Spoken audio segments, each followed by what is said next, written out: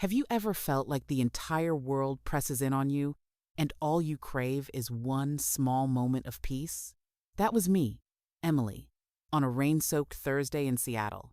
The city's rhythm outside was relentless cars splashing through puddles, thunder rolling in the distance while I escaped into the clouded sanctuary of my bathroom.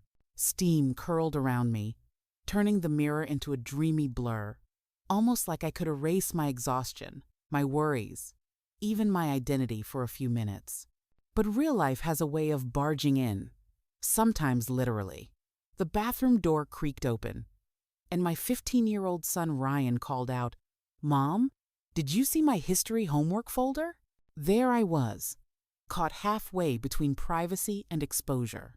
In psychological terms, this was a classic boundary violation. But for us, it was just clumsy humanity on display. Now, you might be thinking, why not just lock the door? Believe me, I wish I had.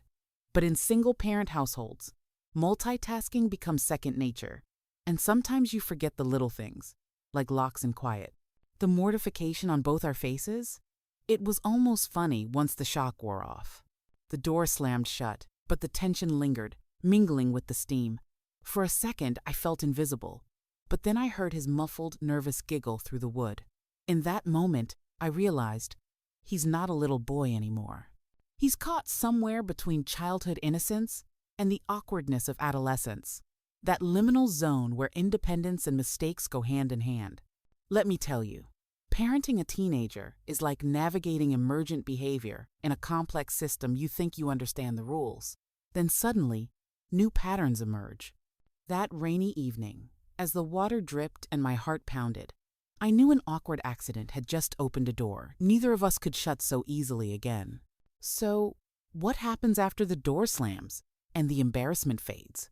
I'll admit, I considered tiptoeing past the whole thing, pretending it never happened. But the emotional weight hung in the air. When I emerged, Ryan sat on the couch, his textbook spread out like a defensive shield. His cheeks were as pink as the sunset after a storm.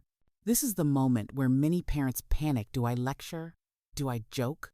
Instead, I took a breath. "Ryan, it's okay, but you need to knock before entering, especially the bathroom. Privacy matters." He nodded, a little older in that moment, and apologized not just for the mistake, but for not seeing me as someone with her own needs. Now, you might be wondering, isn't it obvious to knock? Here's the thing.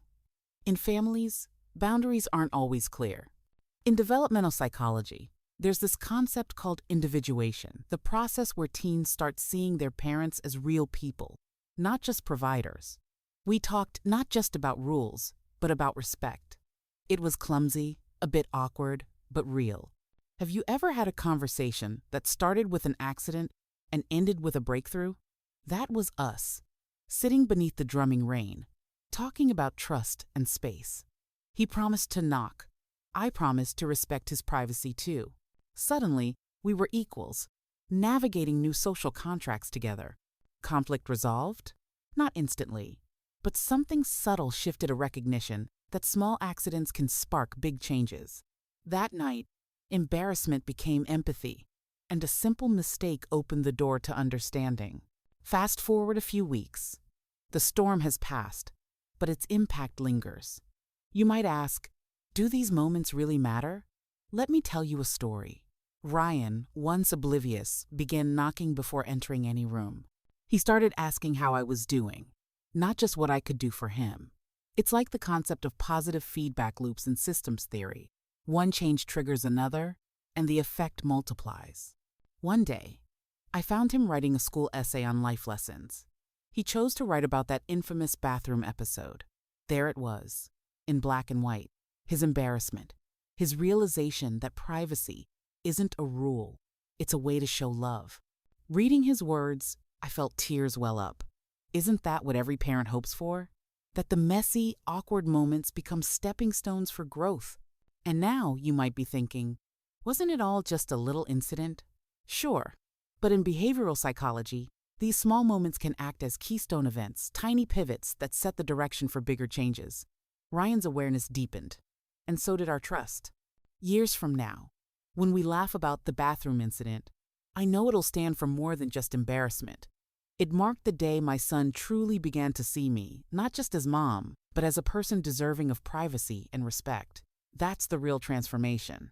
So remember, sometimes life's greatest lessons sneak in disguised as awkward accidents. If we're brave enough to talk about them and humble enough to learn, those moments can deepen the love that holds families together.